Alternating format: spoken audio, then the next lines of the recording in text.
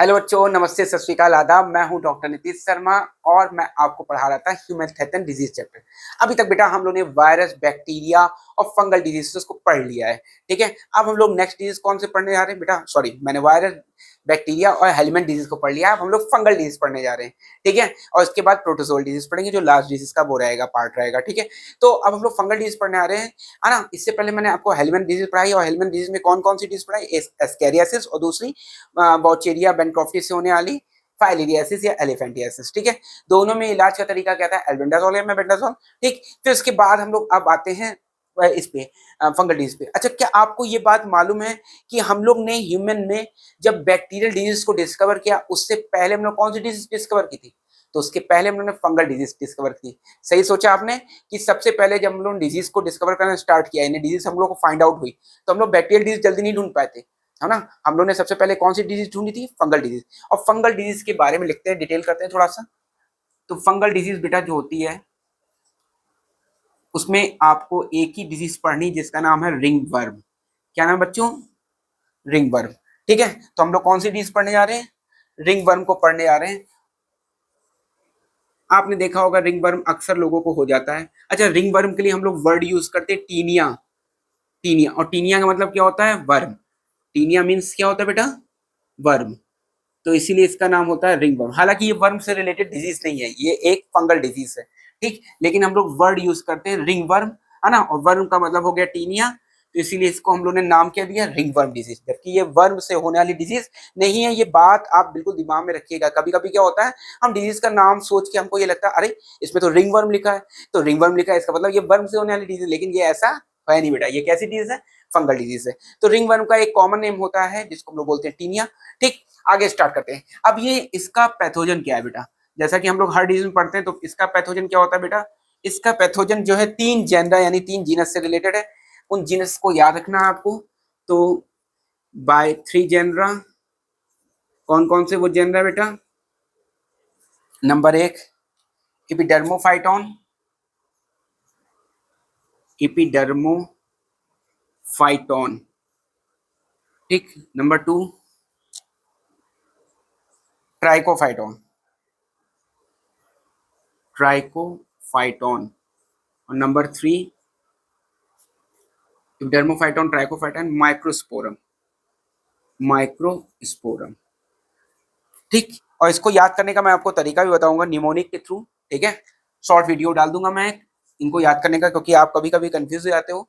तो मैं ring worm को याद करने का तरीका कि रिंग वर्म के कौन कौन से पैथोजन है, इसके लिए मैं शॉर्ट ट्रिक बना के, निमोनिक बना के एक आपके पास शॉर्ट वीडियो में डाल दूंगा। ठीक है, तो पैथोजन का नाम हो गया बेटा। अब फिर पैथोजन के बाद इसका मोड ऑफ ट्रांसमिशन, कैसे फैलता है ये। तो कैसे फैलता है भाई? जैसे मान लीजिए किसी को फंगल डिजीज है, उसका आपने टॉवल यूज कर लिया, ठीक है, या क्लॉथ यूज कर लिया। ठीक, तो उसकी वजह से, या फिर कहीं पे पहले से इन्फेक्शन है सॉइल के अंदर, फंगस का, फंगस वहां पे पड़ा हुआ है, और आपने उस सॉइल के ऊपर बैठ गए, या कपड़े आ गए, या मतलब किसी भी तरीके से आपका कांटेक्ट हो गया। तो कैसे कैसे हुआ? By infected soil. ठीक है, जो सॉइल इन्फेक्टेड होगी वहां से, जहां पे फंगस ऑलरेडी प्रेजेंट होगा, और बाय शेयरिंग, बाय यूजिंग लिख देने, शेयरिंग से अच्छा वर्ड क्या हो जाएगा? Using. By using cloth, com, etcetera of infected person, of infected person. तो अगर आपने इन्फेक्टेड पर्सन का टॉवल यूज किया, कॉम यूज किया, तो इसकी वजह से वो फंगल डिजीज आपको भी हो सकती है। अच्छा, आपको मालूम है फंगस डिजीज में सिम्टम कैसे याद रखने?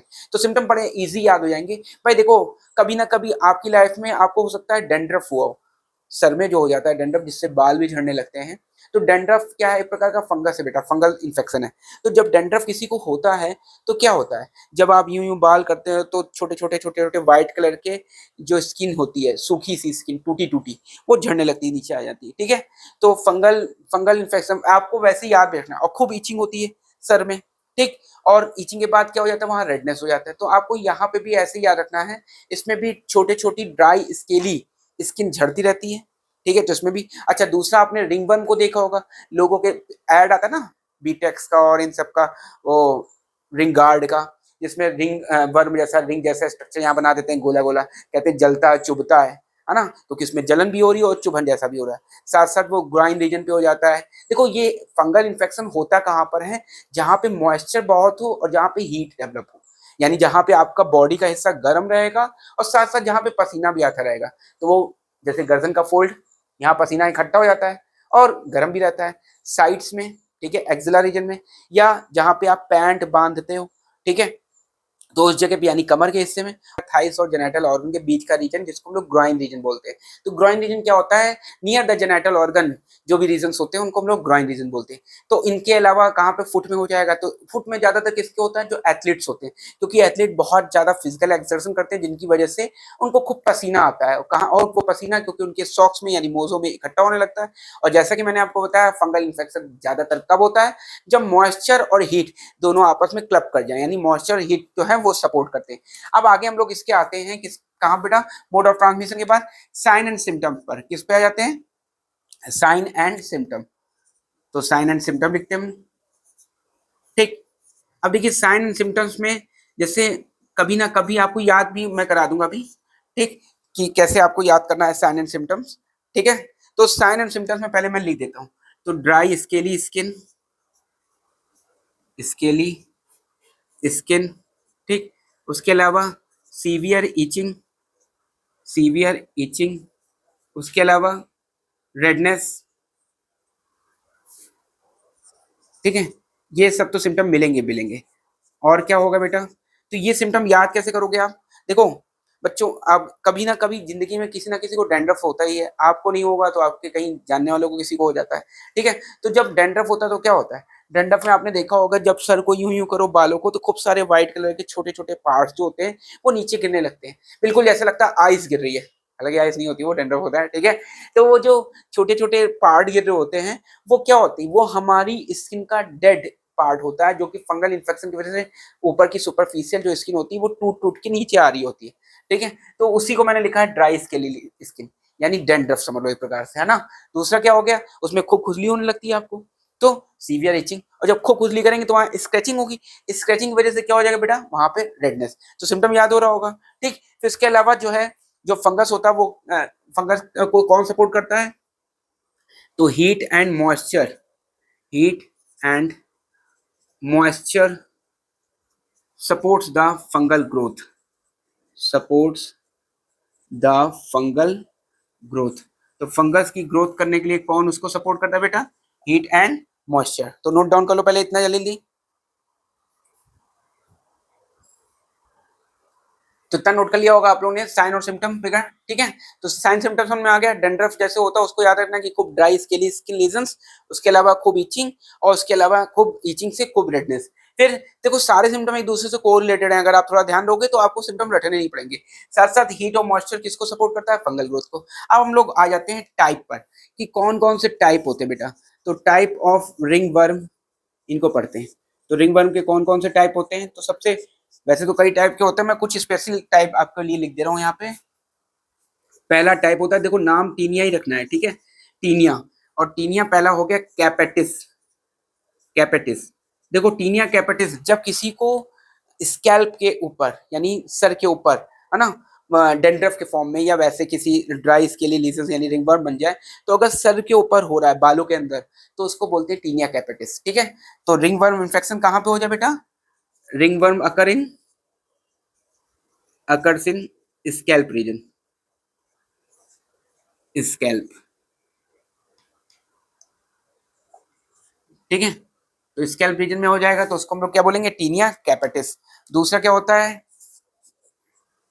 टीनिया बारबी, बारबी बार्बर से वर्ड आया है, ठीक है, और बार्बर का मतलब हो गया जो दाढ़ी बनाने वाला आदमी, शेविंग करने वाला। तो इसमें टीनिया बारबी बेटा ऐसे याद रख लेना, टीनिया बारबी जो होता है वो कहाँ पे होता है, चेहरे पे, और चेहरे पे हो जाएगा और कहाँ पे, बियर्ड एरिया में मेनली, ठीक है ना। तो रिंगवर्म अकर इन कहाँ पे बेटा, अकर्स इन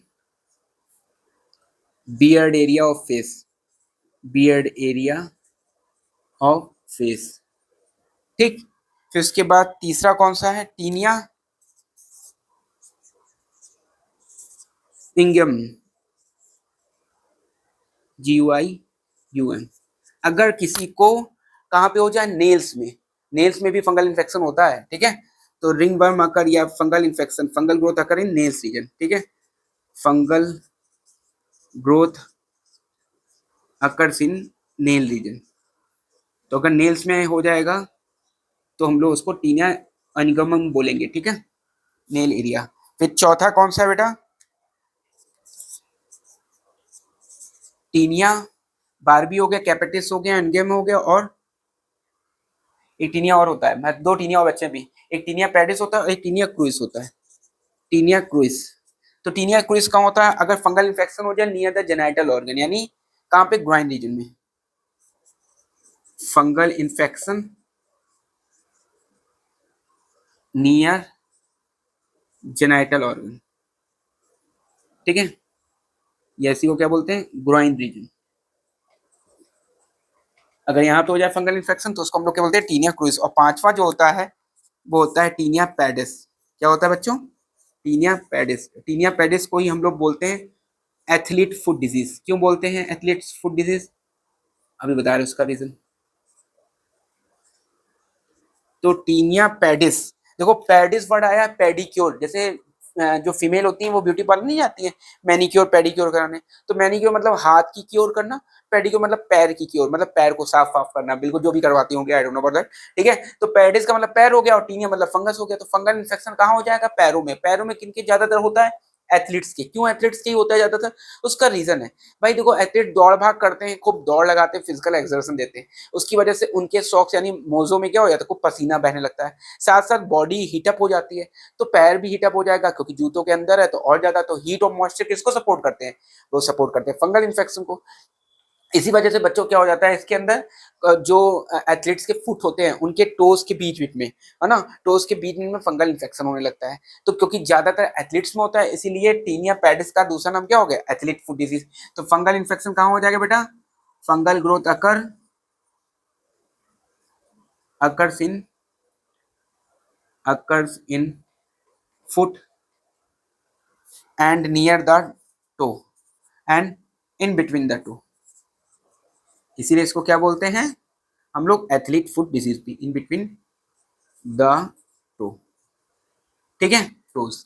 तो ये तो बात सारी होगी फंगस से रिलेटेड कि फंगल डिजीज कैसी। तो फिर एक बार फटाफट सुन लेते हैं फंगल डिजीज में सबसे पहले क्या, रिंगवर्म। रिंगवर्म का दूसरा नाम क्या होता है, टीनिया। टीनिया वर्ड किसके लिए यूज किया था, वर्म के लिए, लेकिन रिंगवर्म कोई वर्म से रिलेटेड डिजीज नहीं है। ये एक प्रकार के फंगस होती है जिनमें 3 जेनरा आते हैं। तो कौन कौन इसका पैथोजन हो गया, 3 जेनरा के फंगस हो गए, एक को ट्राइकोफाइटॉन बोलते हैं, एक को एपिडर्मोफाइटॉन बोलते हैं और एक को माइक्रोस्पोरम बोलते हैं। ये तीनों ही जेनरा के जो मेंबर्स हैं इन सबका स्ट्रक्चर अलग अलग होता है। अब आपके यहाँ स्ट्रक्चर कोर्स में नहीं, तो मैं स्ट्रक्चर आपको पढ़ाता कि एपिडर्मोफाइटॉन कैसा दिखता है, ट्राइकोफाइटॉन कैसा दिखता है और माइक्रोस्पोरम कैसा दिखता है। फिर उसके बाद मैंने आपको पढ़ाया कि मोड ऑफ ट्रांसमिशन। तो जैसे मान लीजिए किसी बंदे के डेंड्रफ है, आपने उसका कंघा मांगा और अपना बाल कॉम कर लिया, ठीक है, तो अगर आप इन्फेक्टेड कॉम को यूज करेंगे या फिर उसने टॉवल से, आपने टॉवल यूज करा था, उसके कहीं फंगल इन्फेक्शन आपको पता नहीं है, उसका टॉवल आपने यूज कर लिया या उसके कपड़े शेयर कर लिए, तो अगर किसी इन्फेक्टेड पर्सन के साथ आप टॉवल, कपड़े, बेड कुछ भी शेयर करते हैं तो फंगल इन्फेक्शन आपको भी हो सकता है। फिर उसके बाद हम लोगों ने पढ़ा साइन और सिम्टम। मैंने आपको बताया जैसे डेंड्रफ हो जाता है तो खूब इचिंग होती है, तो ऐसे याद रखना सीवियर इचिंग, और छोटे छोटे डेंड्रफ निकलते रहते हैं, चाहे हाथ में हो जाए चाहे सर में हो जाए, ठीक है। तो वो ड्राई स्केली स्किन और साथ साथ क्या, खूब सीवियर इचिंग, इचिंग करने की वजह से क्या हो जाएगा, रेडनेस। तो ये 3 तो मेन सिम्टम हो गए। उसके बाद हीट एंड मॉइस्चर किसको सपोर्ट करता है बेटा, फंगस को, ठीक। फिर उसके बाद टाइप ऑफ रिंगवर्म पढ़ा, तो पहला पढ़ा हम लोगों ने 5 तरह के पढ़े, टीनिया कैपेटिस। टीनिया कैपेटिस क्या हो जाता है, मैंने देखो ऊपर से नीचे ही पूरा लिखा भी है, ऐसे तरीके से लिखा है कि बॉडी के ऊपर पार्ट से नीचे पार्ट तक। तो टीनिया कैपेटिस क्या हुआ, ऊपर यानी खोपड़ी में यानी सिर पे, तो बालों के बीच में हो जाता है। फिर टीनिया बारबी क्या होता है बेटा, दाढ़ी में यानी फेस रीजन पे हो जाता है, ठीक है। फिर टीनिया एंगम कहाँ हो जाता है, नेल्स में हो जाता है। फिर टीनिया क्रूइस कहाँ हो जाता है, नियर द जेनाइटल ऑर्गन हो जाता है। और टीनिया पेडिस कहाँ हो जाता है, फुट रीजन में हो जाता है, ठीक है। तो ये 5 टीनिया के टाइप हैं जिनमें कभी भी क्वेश्चन आए तो आप ध्यान से करिएगा, ठीक है। फिर ये तो हो गई एक बात। अब देखिए फंगस से बचने के तरीके क्या है, तो फंगस से कोई बचने का बेसिक तरीका नहीं बेटा, बस आप ध्यान रखिए कि जैसे आप कभी कभी अंडरगारमेंट बहुत टाइट पहनते हैं तो टाइट अंडरगारमेंट बहुत ज्यादा नहीं पहननी चाहिए, ठीक है, क्योंकि वो हीट और पसीना दोनों को एक्यूमुलेट करती है। और जैसा कि मैंने आपको बताया कि हीट से और मॉइस्चर से, इन दोनों से फंगल ग्रोथ होती है, ठीक है। तो आपको टाइट अंडरगारमेंट बहुत ज्यादा नहीं पहनने। प्लस जैसे बारिश में कभी कभी मॉइस्चर होते हैं कपड़े या मॉइस्चर अंडरगारमेंट होते हैं, आप उनको भी पहन लेते हो तो उनको नहीं पहनना है, क्योंकि मॉइस्चर टाइट अंडरगारमेंट से पसीना आएगा, वो तो ऑब्वियस सी बात है। मॉइस्चर वाले कपड़ा अगर आप पहन लोगे तो उससे भी फंगल इन्फेक्शन हो जाएगा, क्योंकि इन्वायरमेंट में फंगस टहलते रहते हैं और वो गीले कपड़ों से आपके पास आ जाएंगे और आपको इन्फेक्शन दे देंगे। भैया जल्दी हो जाता है तो जल्दी ठीक नहीं होता है, ठीक है? तो इसलिए आप इससे बचे रहिएगा। अगर उसके अलावा भी अगर मान लीजिए गीले कपड़े हैं या कपड़े हैं, तो कपड़ों को कोशिश करिए आप प्रेस करके पहनने की। जैसा कि मैंने आपको बताया कि भाई ये किससे आ रहे हैं? मॉइस्चर से, ठीक? तो अगर आप जब प्रेस करते हो ना तो कपड़े गर्म हो जाते हैं, और जब कपड़े गर्म हो जाते हैं तो गर्म कपड़ों में फंगल इन्फेक्शन, फंगल ग्रोथ होने के चांसेस खत्म हो जाते हैं, रेयर रहते हैं, ठीक है? क्योंकि गर्म चीज से क्या होता है, ये मर जाते हैं फंगस, तो इस तरह फंगस मर जाते हैं। तो ऐसे आप ध्यान रखिएगा कि जब भी आपको कपड़े पहनने तो कैसे पहनने हैं, प्रेस करके, ठीक है? प्रॉपर अपना साफ सफाई का ध्यान रखिए। बाहर बहुत ज्यादा जा रहे हैं तो आप पाउडर ज्यादा डाल के जाइए। पाउडर क्या करता है, मॉइस्चर को एब्जॉर्ब करता है, जिससे फायदा क्या मिलता है, फंगल इन्फेक्शन कम से कम होगा, ठीक है? अगर आप एथलीट हैं तो क्या करें, आप अपने सॉक्स को बार बार चेंज करते रहिए, पैरों को थोड़ा खुला भी छोड़िए ताकि उनमें हवा लग सके, ठीक है? और मैं इनकी जो पैथोजन है इनको याद करने का कोई तरीका बना के आपको शॉर्ट ट्रिक में बताऊंगा, ठीक है? और अगर आपको चैनल अच्छा लग रहा है और आपको लग रहा है जूलॉजी एक इंटरेस्टिंग वे में आप पूरी तरह से अच्छे से पढ़ रहे हो, तो आप अपने दोस्तों को भी शेयर करना मत भूलना, ठीक है? तो till then, good night, goodbye, take care.